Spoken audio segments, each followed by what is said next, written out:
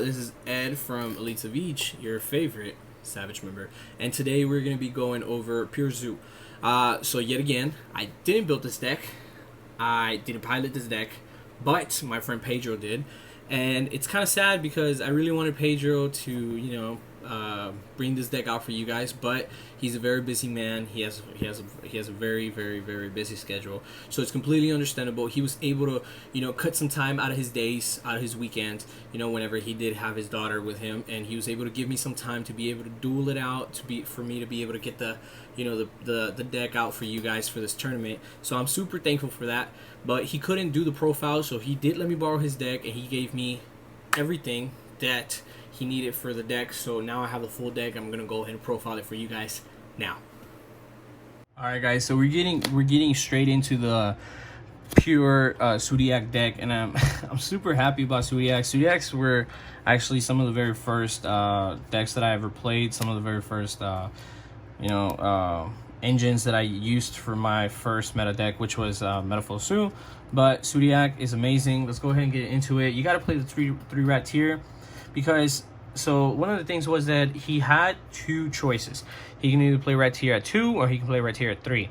If he played rat tier at 2, he was able to play Chakanine. If he didn't play rat tier, he was able to if he played rat tier at 3, he couldn't play Chakanine. So he went with 3 rat tier. It was just a lot better of an option. I really like playing rat tier 3. It's just a lot easier. So this card right here, this is my favorite Zoodiac monster. If I can get these in ulti, that would be like amazing for me, because I just love Whiptail. Just the effect of being able to attach itself to a Zoo that it's already on the field, it's amazing. Perfect. I love it. You got to play the 3 lions. So Thoroughblade. He's actually my favorite artwork, even though Whiptail is my favorite monster. But this is my favorite artwork. I really like this a lot. He didn't play any Ramps, which was actually kind of surprising for me. But because of the specific meta that he decided to play, which was before Chakanine, we didn't play Ramps. So this is what his lineup looks like now. Let's go ahead and continue. That's all of the Zoodiac monsters that he played. These are the most busted ones. So at the end of the day, he really didn't neg, and he's doing nothing but pluses. Right here, these are my Speedroid Terratops, because he asked me to let him borrow them for the deck profile and for the tournament. So I said, hell yeah, bro, I got you, dog. Let's go ahead and make this deck come through. Some of my favorite combos ever start off with these cards. Amazing cards. Such a good combo, and I'm so sad that it had to get hit to one. Some of the cards hand traps that were available for us were Maxi and Snow White. You can max out at 3 for each, but at the end of the day, it doesn't really matter. You don't really have to. I think that playing 2 and 2 is more than enough. This really was kind of like a hard to get card till the tints came out, and then once the tints came out, it's just everywhere because it was a free promo card basically. You got to play the 3 barrage, because barrage Zoodiacs at 3, bro, this is stupid, man. Let's go ahead and continue. Tanky. You got to play them in secret, because if you don't play them in secret, you won't see them. I'm telling you, the higher the rarity of the card, the more of a likely chance you're going to be able to have to see it in your hand. It is proven, scientifically proven. You can ask any scientist in the world. They would tell you I'm right. He plays 2 Cosmic Cyclone. I'm actually not sure why he plays 2 Cosmic Cyclone. I knew that back in the day we were playing it, and it was an available card for this for its specific meta. But I'm not sure to why. He played 2 Cosmic Cyclones and 2 Dark Holes.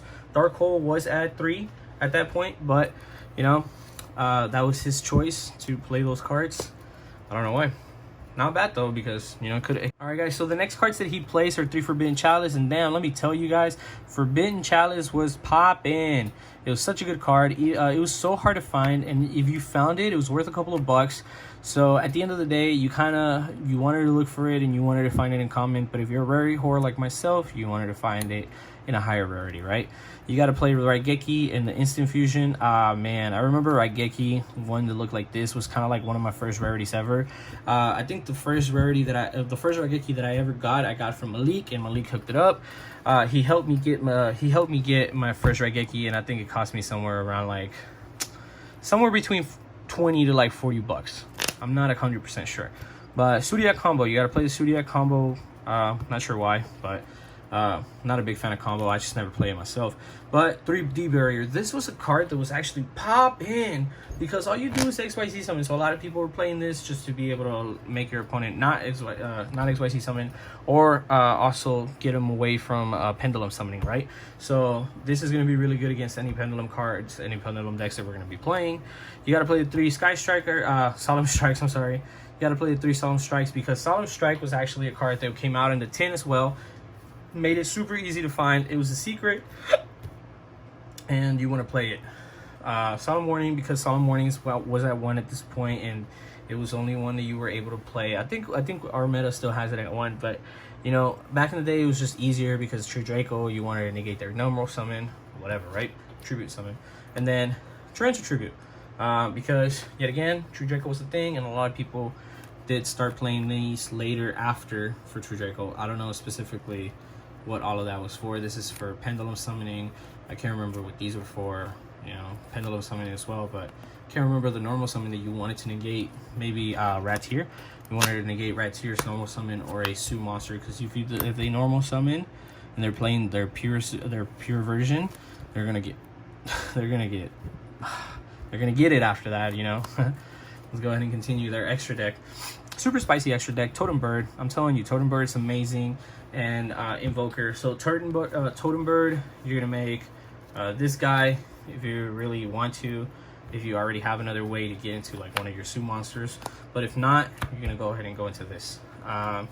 That's just how you play. Let's go ahead and continue. Castell, Samurai, Dweller, Diamond Dire Wolf. I remember Diamond Dire Wolf was such a good card. It's completely fell off recently. I wish it was more available now. You know, in like maybe these like next couple of months, but I really don't think it's gonna be that good. You gotta play 2 Gustos because Gusto is just gonna help you return all the shit that you have in your graveyard back into your deck. I believe Pot of Avarice wasn't really a popular card for these kind of decks, so at that point we just played that Gusto. The 1 Borbo, we're not playing any HammerCon because HammerCon came around the time that Chakanai came out, so no HammerCon. 2 Borbo, 2 Tiger Mortar, 2 Broadbull, and Broadbull is the star of this deck because it's the only card that we still have unavailable in our extra deck in today's current meta. I know this is at 1 for our meta, but we don't even have this at 1, so that's kind of a sad face.